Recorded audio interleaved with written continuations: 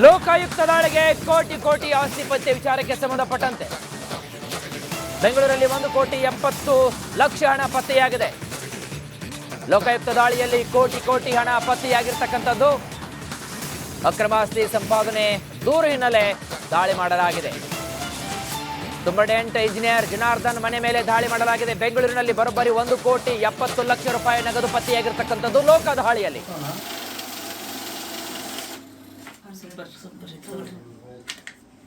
ಗಮನಿಸ್ತಾ ಇದ್ದೀರಿ, ಲೋಕಾಯುಕ್ತ ಅಧಿಕಾರಿಗಳು ಇತ್ತೀಚೆಗೆ ಭರ್ಜರಿ ಬೇಟೆ ಆಡ್ತಾ ಇದ್ದಾರೆ. ರಾಶಿ ರಾಶಿ ನೋಟಿನ ದೃಶ್ಯಗಳನ್ನ ತಾವು ಗಮನಿಸ್ತಾ ಇದ್ದೀರಿ.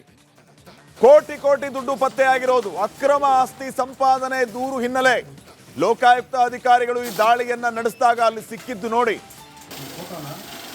ದುಡ್ಡು ಕೌಂಟಿಂಗ್ ಮಷಿನ್ ಕೂಡ ತಗೊಂಡೋಗಿದ್ದಾರೆ ಅವರು. ಕಂತೆ ಕಂತೆ ನೋಟನ್ನ ನೀವು ನೋಡ್ತಾ ಇದ್ದೀರಿ. ಲೋಕಾಯುಕ್ತ ಅಧಿಕಾರಿಗಳ ಭರ್ಜರಿ ಬೇಟೆ. ಇತ್ತೀಚೆಗೆ ಈ ರೀತಿಯ ಬೇಟೆ ಲೋಕಾಯುಕ್ತ ಅಧಿಕಾರಿಗಳಿಂದ ಆಗ್ತಾ ಇರೋದು.